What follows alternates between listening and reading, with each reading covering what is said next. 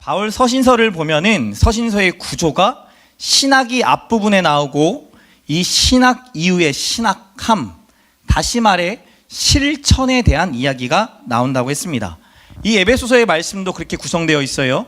총 6장으로 구성되어 있지만 앞에 있는 3장은 신학에 대해서, 하나님은 어떤 분이시며 그리고 교회로 부르심을 받은 우리는 어떤 자인지에 대해서 앞에 3장에서 이야기하고 난 이후에 뒤에 4장, 5장, 6장은 그렇다면 교회로 부르심을 받은 우리는 어떻게 살아가야 하는가, 교회는 어떻게 존재해야 하는가에 대한 이야기를 하고 있습니다. 앞부분이 왜 기독교인가, Why에 대한 답변이었다라고 한다면 뒷부분은 그렇다면 기독교인은 어떻게 살아가야 하는가, How에 대한 답변이겠죠. 신학과 실천, 암과 삶은 나누어진 것이 아니라 이어진 거다라고 말하는 거예요. 예수님도 말씀하시죠. 열매로 그들을 알리라. 우리가 갖고 있는 신학, 우리가 갖고 있는 믿음, 우리가 알고 있는 예수님이 우리의 삶에 열매로 반드시 맺히게 된다라는 겁니다. 특별히 5월 가정의 달을 맞아서 그동안 나는, 우리는, 교회는, 우리 가정은 무엇을 뿌렸으며 무엇이 뿌려져 자라나고 있고 어떻게 우리 가정이 나아가고 있는지를 돌아보는 시간이 되기를 축복합니다. 그리고 무엇보다 우리 가정에 꼭 필요한 하나님의 말씀이 이 5월 한 달 동안 여러분에게 새겨졌으면 좋겠고, 이 에베소서 말씀을 통하여서 진짜 머리로 아는 것이 끝이 아니라 진짜 우리의 삶의 실천으로, 삶으로 드러나는 특별한 한 달이 되기를 소망합니다. 한 달 전에 나왔던 말씀 여러분 기억하십니까? 우리는 주 안에서 빛이다, 빛의 자녀들이다 라고 말했습니다. 우리가 빛의 자녀들이기 때문에 누군가를 판단하고 정죄하는 자로 살아가기보다, 술 취함과 세상의 유혹에 이끌려 살아가기보다 한 사람 한 사람을 성장과 성숙의 관점으로 바라보자 라고 말했어요. 그러면서 이 사람에게도 하나님의 나라, 하나님의 나라의 씨앗이 있다라고 고백했습니다. 믿으십니까? 지난 한 달 동안 여러분이 한번 생각해 보세요. 내가 하나님 안에서 어떤 씨를 뿌렸고 어떤 씨앗이 자라가고 있으며 어떤 열매를 맺고 있는지 돌아보는 시간이 되셨으면 좋겠습니다. 오늘 본문은 우리가 지혜 있는 자, 지혜로운 자다라고 말씀합니다. 우리 같이 15절 말씀 함께 읽겠습니다. 15절 말씀 시작.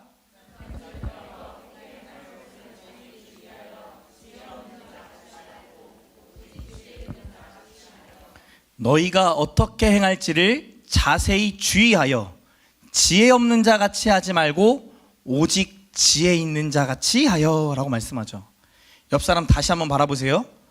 그리고 속으로 질문합니다. 입으로 꺼내면 안 돼요. 이 사람은 지혜로운가? 속으로 질문해 봅니다. 그리고 속으로 답하시는 거예요.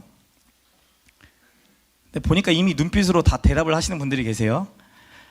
오른쪽에 계신 분이 이제는 말로 이렇게 물어봅니다. 둘둘이 짝지어서 먼저 이렇게 물어보시는 거예요. 저는 지혜로운 사람입니까?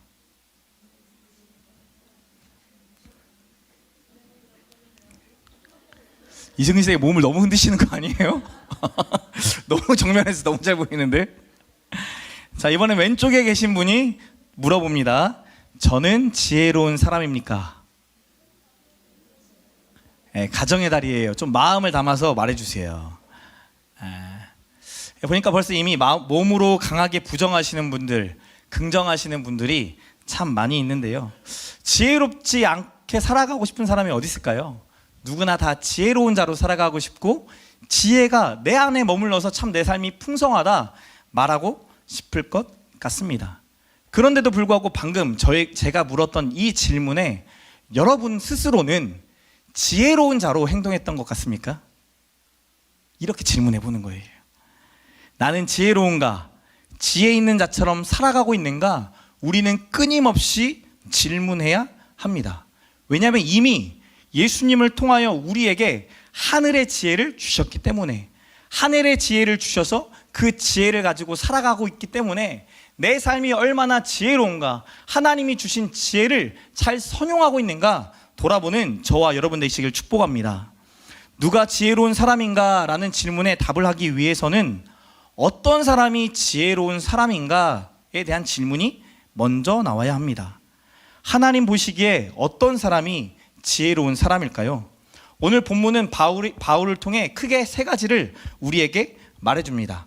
그 첫 번째가 우리 함께 읽었던 15절에 어떻게 행할지를 자세히 주의하는 자가 지혜롭다라고 말합니다. 어떻게 행할지를 자세히 주의하는 자가 지혜롭다. 영어 성경 NASB에서는 이렇게 말합니다. Therefore, be careful how you walk. 그런즉 너희가 어떻게 걷는지, walk, 걷고 있는지를 주의해라, 돌아봐라 라고 말씀합니다. 여기서 어떻게 행할지를 주의하라는 말씀은 우리의 인생이 그냥 한 번, 두 번 어떤 단회적인 행동과 결론에 의해서 결정되는 것이 아니라 인생의 여정, 걸어가는 이 여정 속에서 일어나는 수많은 일련의 일들을 통하여 우리의 인생이 결정되더라. 이 사람이 지혜 있는지 지혜가 없는지 그 일련의 시간을 통해 알 수 있다라고 말합니다. 우리도 한 번씩 이런 질문 하게 될 때가 있잖아요. 나 잘 살고 있는가? 나 진짜 가정을 잘 세우고 있는가? 나 정말 미래를 향해 잘 걸어가고 있는가? 요즘 청년들이 쓰는 말 중에 이런 말이 있습니다. 이생망. 이번 생은 망했다. 가장 열정이 넘치고 젊음의 정상을 누려야 할 그 나이에 길을 잃어버린 청년들이 너무나 많다라는 거예요. 우리 중고등학교 아이들이 중간고사가 잘 끝났습니다. 시험 결과만 보면 참 마음이 무너질 수밖에 없죠. 그리고 마치 내 인생이 여기까지인가 라는 생각이 들 때가 많이 있어요. 이 야구에서 쓰는 말이 있어요. 9회 말 2아웃 2 스트라이크 3볼. 그때까지도 끝난 게 아니다. 마지막 그 순간에도 역전은 일어날 수 있다. 끝날 때까지 끝난 게 아니에요. 시험의 결과만 보는 자는 지혜 없는 자이죠. 시험을 준비하는 과정부터 결과까지 다시금 되짚어보는 사람이 지혜 있는 사람 아니겠습니까? 이번에 시험 공부를 하는 아이들을 보면서 제 안에 이런 질문이 생겼어요. 우리 아이들은 왜 이토록 열심히 공부할까? 더 여러분에게 말하면 여러분은 왜 그토록 열심히 일하십니까? 왜 그토록 열심히 가정일을 하세요? 아이들이 이렇게 말하겠죠. 돈 벌어야 하니까. 무엇을 먹을까? 무엇을 마실까? 우리는 끊임없이 염려하기 때문에 공부하지 않으면, 열심히 살지 않으면 과연 먹고 살기는 할까라는 두려움이 우리 안에 있기 때문일지도 모르겠어요. 사실 아이들이 공부할 때 무엇을 먹을까, 무엇을 마실까 염려할 필요가 없었어요. 왜냐하면 이번 시험 기간에 우리 성도들이 맛있는 간식들을 매일 다르게 줬단 말이에요. 하루는 베스킨라빈스, 하루는 통닭, 하루는 피자도 왔나요? 피자 안 왔죠. 샌드위치, 그 다음에 콜팝, 또 막 이것저것 갖다 주는데 그 먹는 순간의 아이들의 모습은 너무나 행복해요. 그러면서 저는 이런 생각이 드는 거예요. 이 간식을 준비할 때까지 누가 고민했을까? 이 간식을 섬기는 사람들, 그분들이 고민했고, 그분들이 생각했고, 그분들이 아이들의 취향이 뭘까 고민하다가 사온 게 그 간식이잖아요. 이 아이들은 그저 공부만 했지 무엇을 먹을까, 무엇을 마실까 고민한 적이 없어요. 그저 기대했을 뿐이죠. 그러고 보면 이번 시험 기간에 성도들이 섬겨주시는 시간을 통해 아이들이 또 이렇게 질문해야 될 것 같아요. 어른들은 왜 우리를 섬겨주실까? 우리가 그들에게 어떤 선행을 베풀거나 우리가 그들에게 뭔가 좋은 일을 한 것도 아닌데 왜 우리는 그들에게 대접을 받을까? 우리를 왜 특별한 존재로 여겨주실까? 이 질문을 하는 자가 지혜로운 자겠죠. 시험 결과보다 더 깊은 인생의 답을 알고 살아가게 되면 그것을 넘어 더 다른 인생을 살아가지 않을까 생각해 보게 됩니다. 우리 공부하느라 수고한 우리 중고등부 아이들에게 격려하는 박수 부탁드려요. 끝날 때까지 끝난 게 아니에요. 여러분은 인생의 길 지혜롭게 잘 걸어가고 계십니까? 인생의 여정을 걸어가는 저와 여러분에게 어떻게 행해야 할지, 어떻게 걸어가야 할지 주의하는 시간, 돌아보는 시간, 리플렉션의 시간은 너무나 필요해요. 주일 예배 자리가 그런 자리예요. 내가 무엇을 위해 일하고 있는가? 내가 무엇을 위해 공부하고 있는가? 내가 지금 무엇을 위해 기도하고 있고 내가 무엇을 위해 교회를 섬기고 세우고 있는가? 질문해 봐야겠죠. 하나님 앞에서 걸어왔던 지난 시간들을 돌아보는 자리가 이 예배의 자리예요. 한 주간의 삶 속에 내가 하나님과 동행했는가? 하나님이 나에게 무엇을 말씀하셨고 나에게 보여주셨고 나에게 듣게 하셨고 나에게 깨닫게 하셨는가? 그때 나는 어떻게 반응했고 어떤 선택을 했고 어떤 결과를 마주하게 됐는가? 돌아보는 자리가 이 예배의 자리예요. 흘러가는 시간을 바쁘게 그냥 살아가는 것이 아니라 흘러가는 시간 가운데 잠시 멈춰 돌아보는 자리, 그리고 앞으로 흘러갈 시간을 준비하는 자리, 그 자리가 오늘 이 예배 자리예요. 이 예배 자리에 그것을 발견한 자가 지혜로운 자 아니겠습니까? 못해도 일주일에 한 번은 여러분에게 이 리플렉션의 시간, 돌아보는 시간이 필요해요. 부부의 관계가 너무나 안 좋고 자녀와의 관계가 너무나 안 좋을 때 여러분 뭐 하셔야 됩니까? 신세한탄한다고 갑자기 가정이 회복이 됩니까? 신세한탄한다고 이걸 가지고 하나님께 기도한다고 갑자기 남편이 변해서 나에게 다가오고 아내가 변해서 다가오고 자녀들이 갑자기 세워집니까?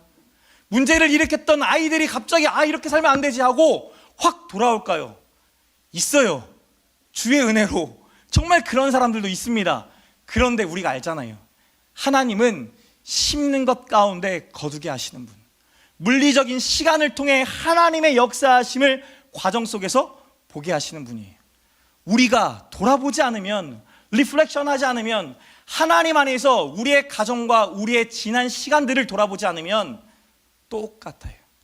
마치 똑같은 것 마냥 착각하게 되고 똑같은 것 마냥 그 자리에 있는 것 마냥 여겨지기 시작하니까 인생의 기쁨이 사라져가고 내가 지혜 있는 자로 살아가기보다 원망하는 자로, 어리석은 자로 살아가기 쉽다는 거죠. 사랑하는 성도 여러분, 저와 여러분에게 이 리플렉션 하는 시간, 하나님 앞에서 우리의 삶을 돌아보는 복된 시간이 있기를 축복합니다. 두 번째로, 지혜 있는 자는 세월을 아낀다라고 말씀합니다. 우리 16절 말씀 함께 읽겠습니다. 시작. 여기서 아끼다라는 말은 구속하다, 무엇인가를 사다라는 의미를 갖고 있어요. 지혜 있는 사람은 세월을 아끼는 사람인데 그 사람은 세월을 사는 사람이다 라고 말합니다. 세월을 산다라는 게 무슨 의미일까요? 영어 성경에서 이렇게 말을 해요. Making the most of your time.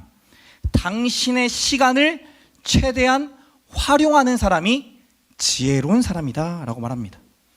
유대 문화에서 때가 악하다라는 표현은 종말의 때, 하나님이 심판하실 마지막 때가 이르렀다라는 표현이에요. 마지막 날, 인생의 그 마지막 시간, 종말의 시간에 때를 아는 사람들은 주어진 시간을 하나님 안에서 잘 활용하더라라는 말이죠. 여러분에게 주어진 시간들을 잘 활용하고 계십니까? 그리고 여러분에게 주어진 그 시간이 한정적이다, 유한하다라는 사실을 알고 계십니까? 영원히 살 것처럼 오늘도 우리는 바쁘게 살아가요. 그런데 성경은, 그리고 수많은 인생의 선배들은 우리에게 말하죠. 너의 인생도 너의 생명도 유한하다.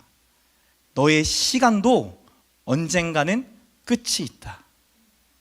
그래서 내 생명이 유한하고 시간이 유한하다고 깨달은 사람들은 삶을 대하는 태도가 달라요. 저희 교회에 승현 전사님이 3월부터 오시게 되셨어요. 8년 동안 열심히 사역을 하시다가 이런저런 이유로 하시던 목회 사역을 그만두셨어요. 그리고 3년의 시간 동안 세상에 가서 이런저런 일들을 하셨다라고 말씀을 해요. 그리고 난 다음에 이 3년이 지난 이후에 하나님이 나를 주의 종으로 부르신 게 맞구나. 내가 이 자리에서 예배하고 성도들과 함께하는 이 시간이 나에게 엄청난 축복이구나라는 것을 깨달았다고 해요. 그리고 하고 있던 모든 일들을 다시금 내려놓고 목회의 길로 오셨대요. 근데 제가 이 전도사님께 많은 도전이 되고 많은 감동을 받아요. 저는 그동안 사역을 하면서 쉰 적이 한 번도 없었어요. 열심히 계속 달려왔는데 잠시 멈추었던 우리 전도사님의 이야기, 그 삶의 스토리, 그리고 난 이후에 그가 삶을 대하는 태도를 보니까 저에게 하나님이 주시는 메시지가 있다라는 것을 발견해요. 달라요. 신학을 공부하는 자세가 달라요. 저도 앞자리에 항상 앉았었거든요, 신학교 다닐 때. 근데 앞자리에서 저는 대놓고 잤어요. 부끄럽지만 뭐 한다고? 사역한다고. 사역이 더 중요했지 신학이 더 중요한가라는 생각을 못했어요. 지금 당장 변화될 아이들이 중요하다고 생각했지, 내가 지금 교수님과 앉아서 이 잠 씨름하면서 공부하는 게, 이 성실한 시간을 보내는 게 중요한가 생각을 못했었어요. 그런데 우리 전사님은 그 얘기 하시는 거예요. 3년 만에 신학교로 돌아가니 교수님들이 말하는 게 무슨 말인지 더 마음에 와닿고, 목회적으로 신학적으로 어떻게 더 이용해야 될지, 어떻게 선용해야 될지를 더 깊이 깨닫게 된다. 그래서 그 시간이 너무나 귀하고 귀하다.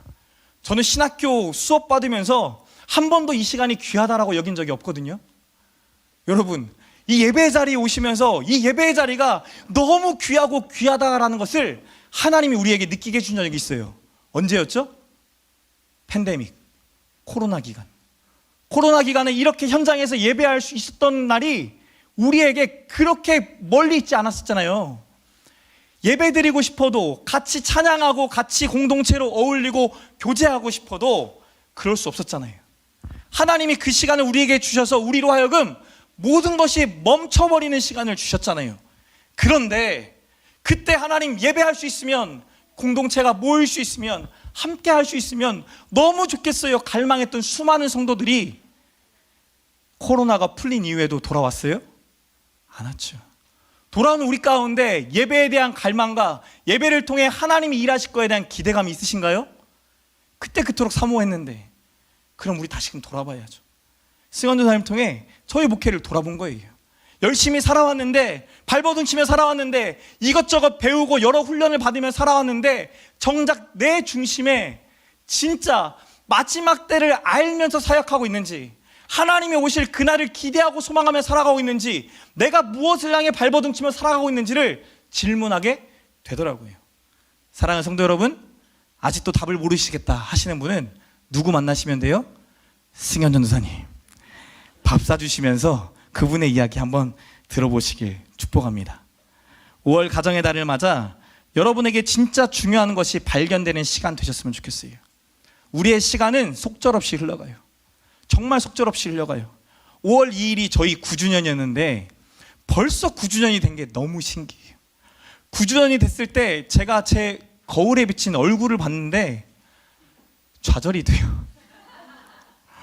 그때 아님 막 검버섯이 올라오는 것 같고, 아직 검버섯이 올라올 나이가 아닌데 온갖 기미와 죽은 깨와 자글자글한 얼굴, 한번 거울을 보고 웃어보았더니 예전에 20대 30대 초반만 해도 옷을 벗고 샤워실에서 비친 제 얼굴을, 모습을 보면서 행복했거든요. 근데 이제는 주름만 보여요. 주름으로 가득한 내 얼굴, 웃고 있는데 우픈 시간, 눈물이 날 것 같은 시간이 보여져요. 근데 이 속절없이 흘러가는 시간 속에 우리도 모르는 사이에 진짜 중요한 거 놓치고, 우리도 모르는 사이에 우리 또 열심히 살았지만 잘못 살았다 말할지도 모른다고요. 가정의 달을 맞아 우리 가정에 진짜 붙잡아야 될 것이 무엇인지, 진짜 우리가 이것만큼은 놓지 말아야 될 게 무엇인지 발견하는 저와 여러분 되시길 축복합니다. 바울이 앞에서 말했던 지혜 있는 자의 모습은 세상에서도 이야기하는 겁니다. 어떻게 행할지 주의해 보세요. 그리고 2단계예요. 여러분에게 주어진 시간 있죠? 그 시간 어떻게 활용할지 잘 고민해 보세요. 그래서 시간을 쪼개보고 24시간으로 만들어보고 월, 화, 수, 목, 금, 토일 시간표도 짜보세요. 여기까지는 세상에서도 얘기해요. 1단계, 2단계 이거 하면서 다시 반복하고 다시 리플렉션 한 다음에 다시 적어보고 다시 살아보고 그러고 나면 다시 돌아보고 그러면서 어떻게 잘 가고 있는지 보세요. 여러분 이것도 안 하고 있잖아요. 그러면 어리석은 자예요. 이거는 원래 해야 되는 거예요. 근데 여기에다가 바울이 한 가지를 더합니다. 우리 17절 말씀 함께 읽겠습니다. 17절 말씀 시작.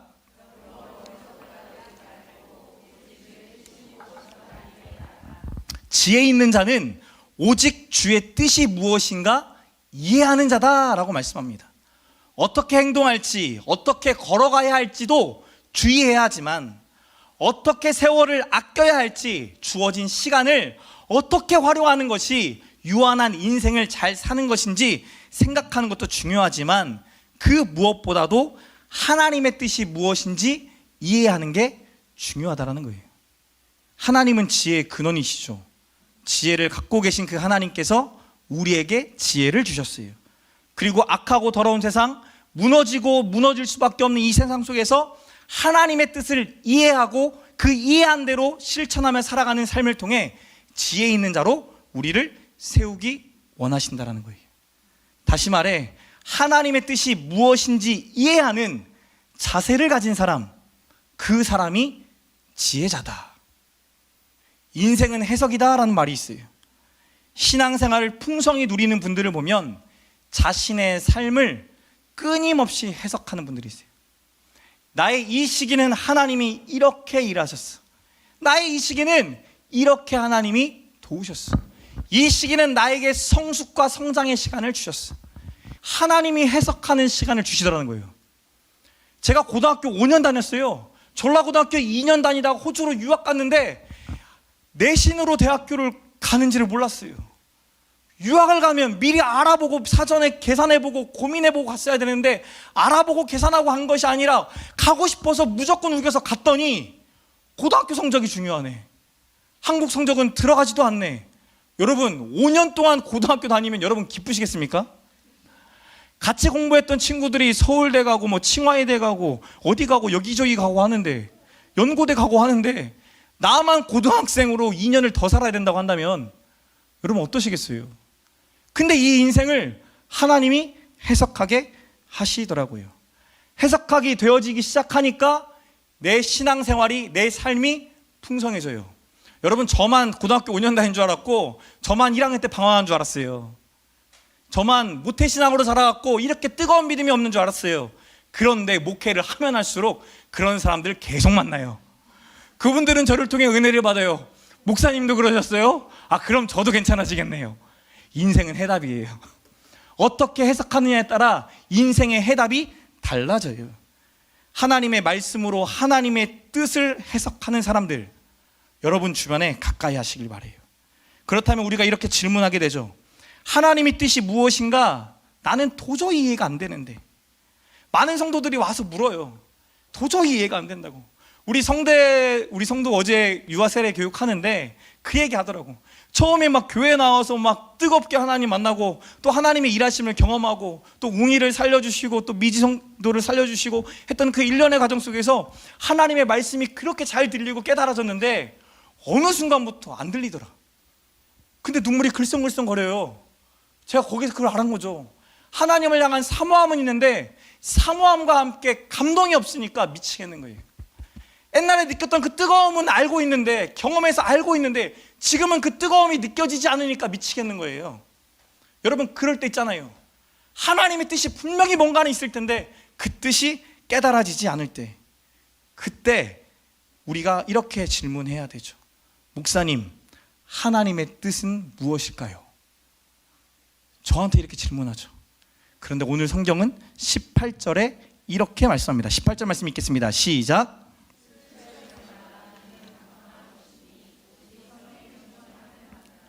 하나님의 뜻이 무엇인지 모르겠는데 지금 하는 말이 뭐예요?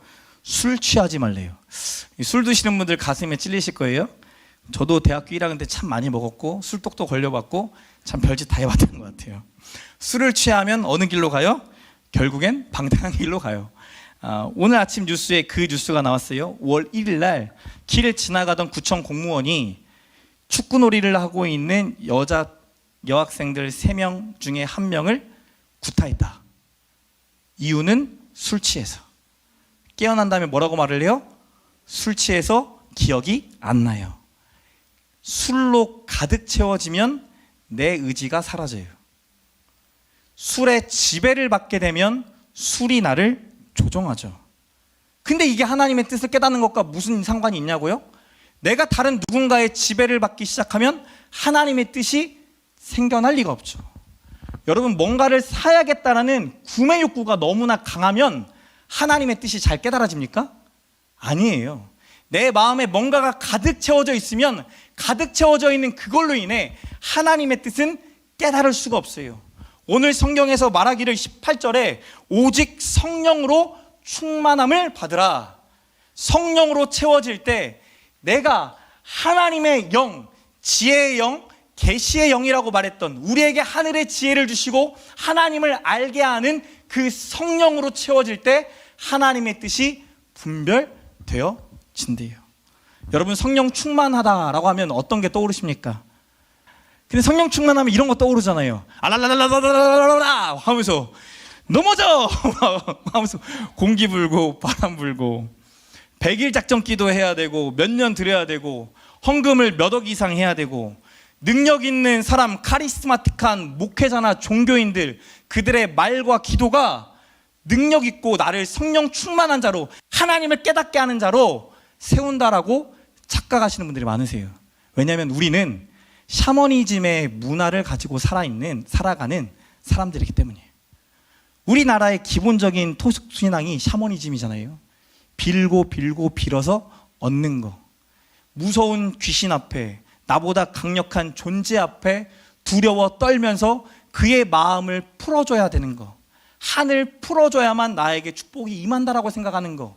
내 조상들의 한을 후손들이 풀어주지 않으면 우리 가족에 화가 임한다라고 생각하는 그 문화가 우리 안에 있고, 이 문화가 교회 안에도 우리 모르게 들어와 있는 거예요. 그래서 작전 기도하다가 중간에 못하면 마음이 어떻게 돼요? 그러다 차 사고 나면 어떻다? 야, 화가 임했다. 제가 그때 차 사고에 대한 예화를 들었던 날 우리 동건쌤이 사고가 났어요. 그러면서 전화가 왔어요. 그래, 왜 꼭 교회 중요한 행사 있을 때, 애들 제주도로 MT 갈 때 사고 났고, 그래서 그 차로 대신해서 스타렉스 빌려다가 애들 실어다 날렸고, 1일 찻집을 앞두고 있을 그때 또 사고 났고, 그래서 왜 목사님 교회 중요한 행사가 있을 때마다 왜 사고가 날까요? 내가 하냐? 나는 지켜달라고 기도했고 네가 생명이 멀쩡하니 감사하다. 그래서 감사하거든요. 멀쩡하잖아요. 그 제가 물어봤죠. 야, 내가 그때 말했잖아. 차 사고 났을 때 우리 아빠는 나 괜찮냐라고 물어봤는데 너네 아빠는 뭐라고 말하대? 괜찮아 라고 넘어가셨다는 거예요. 그럼 된 거네. 야, 주의 은혜다. 고쳐라. 세차비로 10만 원 받았다고 좋아하더라고요. 고기 사라 했더니 고기는 안 사요. 샤머니즘적으로 우리가 이해할 때가 많아요. 성령 충만을 잘못된 거죠. 성령 충만의 방법, 지혜의 영과 계시의 영이 우리로 하여금 하나님의 뜻을 발견하게 하는 것에 대해 19절부터 21절에 네 가지를 이야기합니다. 우리 19절, 20절, 21절 같이 읽겠습니다. 시작.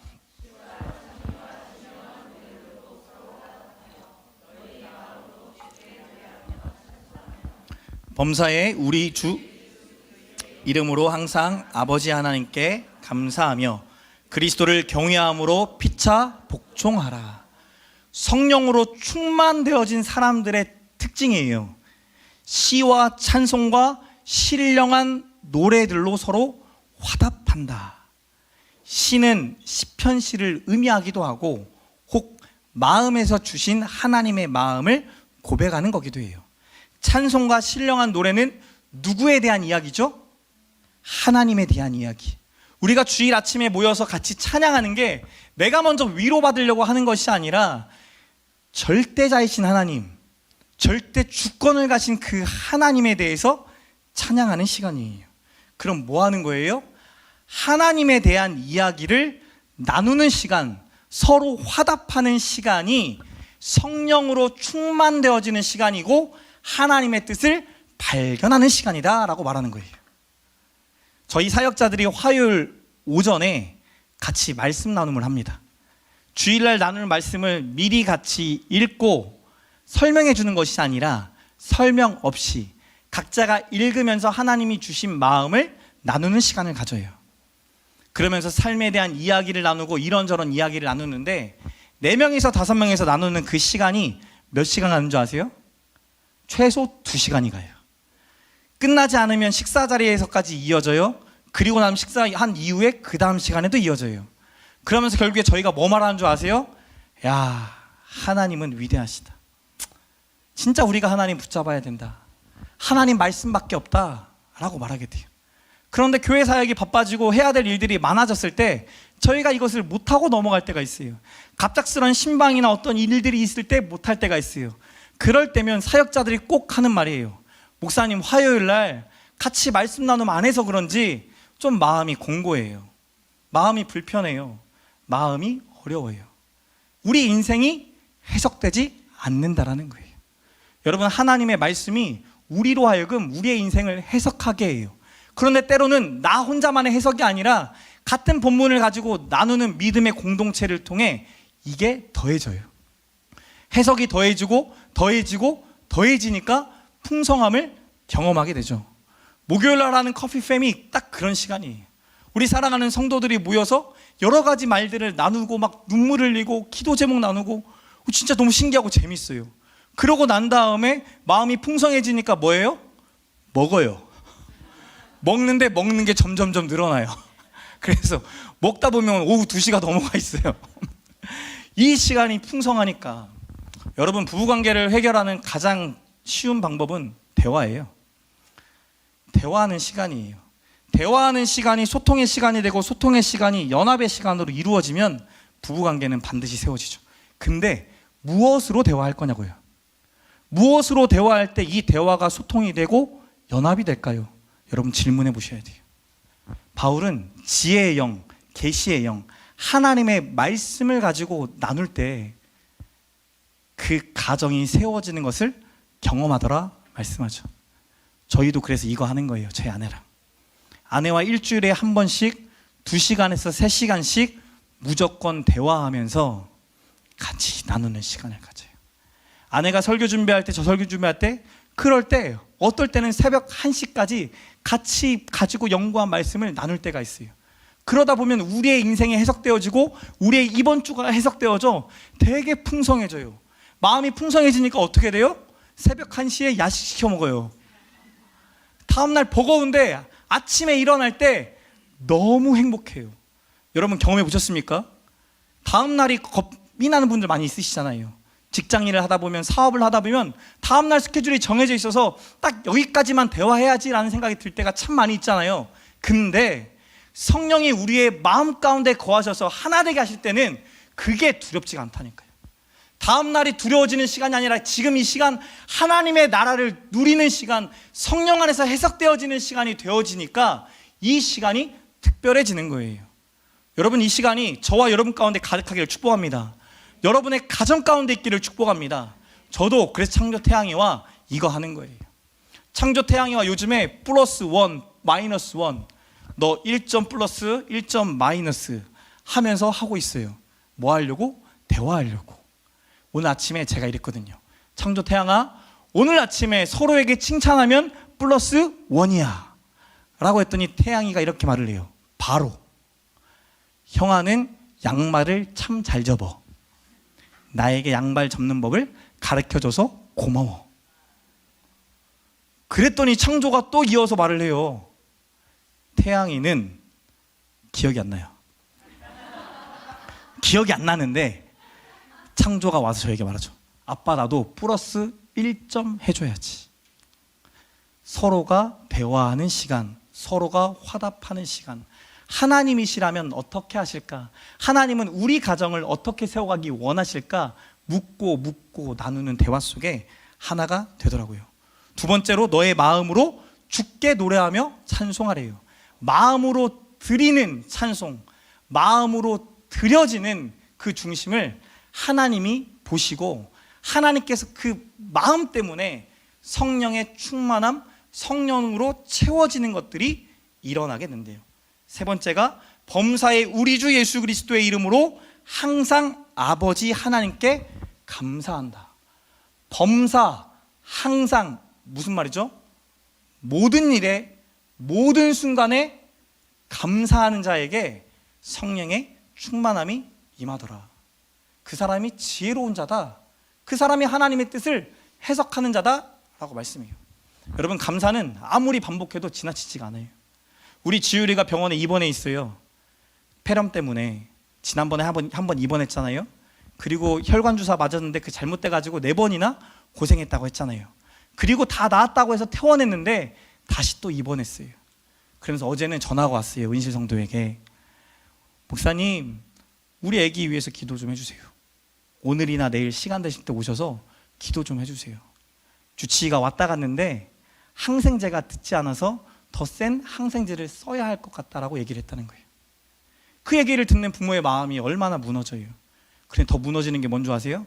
왜 하필 5월 5일이 가까워서, 왜 하필 그 병원 옆에 공원이 있어서 공원에서 행사를 하고 아이들이, 부모들이 기뻐하고 즐거워하는 모습을 보고 들어야 되며 선물을 주고받는 모습을 봐야 되는지 저에게 푸념하듯이 얘기하는 거예요. 그 이야기를 듣고 있던 저희 아내가 그 얘기예요. 건강한 게 최고지. 건강한 게 감사한 거지. 그 전에 저희도 뭐 때문에 고민했는데 왜 안 자냐? 왜 짜증내냐? 왜 울었었냐? 좀 자라 인간아 했던 저희가 그 한마디에 감사를 찾게 돼요. 여러분, 모든 상황 속에서, 모든 시간 속에서 감사를 찾는 일은 쉬운 일이 아니죠. 뭔가를 잃어버렸을 때, 뭔가를 놓쳐버렸을 때 감사하는 것도 감사의 시작일지 모르겠지만 오늘 이 시간부터 우리가 고민해 보는 거예요. 하나님 앞에서 감사할 게 너무나 많은데, 하나님 앞에서 감사로 살아갈 게 너무나 많은데, 위라클의 저자인 박위 유튜버 형제가 그 얘기 하잖아요. 내 손으로 땀을 닦을 수 있는 게, 내 손으로 밥을 먹을 수 있는 게, 내 손으로 용변을 치울 수 있는 게 그렇게 행복하고 감사한 건지 몰랐다. 1년 동안 이거 하나 움직이려고 노력했는데 움직일 때 너무 감사하더라. 감사할 게 너무 많더라. 여러분, 감사하다 보면 하나님의 뜻이 발견되어져요. 감사하다 보면 우리가 미처 놓쳤던 하나님의 뜻, 세월을 아낄 수 있는 하나님의 뜻이 발견될 줄 믿습니다. 마지막으로 그리스도를 경외함으로 피차 복종하라 라고 말을 해요. 복종이라고 했어요. 순종이 아니에요. 그리스도를 경외함으로, 그리스도를 두려워함으로. 우리는 보통 누구에게 복종합니까? 힘이 센 사람에게, 나보다 모든 걸 더 가진 사람에게, 내가 을이 될 수밖에 없는 갑에게 우리는 복종하죠. 그런데 성령의 충만함을 받기 위해 그리스도 앞에서 그리스도를 두려워함으로 서로에게 복종하래요. 여러분, 누군가에게 복종하는 건 쉬운 일이 아니에요. 한 사람 한 사람을 인격적으로 이해하고 받아들이지 않으면 불가능한 일이 복종함이잖아요. 순종이 아니라. 남편과 아내가 서로 복종하는 게 쉬운 일입니까? 절대 그렇지 않아요. 근데 그때 아는 거예요. 내 의지로 복종할 수 없구나. 내 의지로, 내 노력으로 순종할 수 없구나. 내 힘으로 할 수 없구나. 그리스도 앞에 복종함으로 하나님이 순종하게 하시는 거구나라는 것을 깨닫게 되는 거예요. 우리는 다 연약해요. 하나님의 뜻을 발견하기보다 나의 뜻을 먼저 찾기 원하고 나의 뜻을 먼저 찾아 그것들을 이루고 싶은 욕망과 갈망이 우리 안에 너무 가득해요. 그리고 그 모습이 사랑하는 우리 자녀들에게도 흘러가 자녀들도 그런 모습을 살아가고 있는지도 모르겠어요. 그런 우리에게 바울이 권면하죠. 성령 충만함을 받으라. 서로가 화답하고 서로가 마음으로 찬송하고 하나님께 감사하고 피차 복종함으로 하나님의 뜻을 이루는 사람이 되라 라고 말씀해요. 이 4가지의 권면은 잘 생각해 보면 3가지의 고백이에요. 입술의 고백이고 마음의 고백이고 삶의 고백이죠. 여러분, 그거 아세요? 태도는 나의 영적인 상태를 고백해요. 나의 태도가, 나의 입술의 태도가, 내 마음의 태도가, 내 행동의 태도가 나의 영적 상태를 대변하고 고백하죠. 여러분도 일주일 돌아보시면서 한번 생각해 보세요. 여러분 성령 충만한 자였습니까? 여러분 안에 마음이 연합되어지는 서로를 향한 말씀의 화답이 있었습니까? 마음으로 하나님을 찬양하며 이 시간을 주신 것에 대한 감사가 있었습니까? 서로가 복종하는 믿음의 선한 행실이 있었습니까? 우리의 태도가 우리의 모습을 잘 보여주죠. 사랑하는 성도 여러분, 5월 한 달 동안 우리의 태도를 먼저 보는 시간 되었으면 좋겠어요. 내가 성령 충만한 자의 태도를 가지고 있는가? 하나님의 뜻을 헤아리고 하나님의 뜻을 깨달아 그 말씀을 따라 살아가고 있는 자인가? 하나님은 나를 지혜자라고 말씀하셨는데 진짜 내가 지혜자답게 살아가고 있는가 돌아보는 특별한 한 달이 되기를 축복합니다.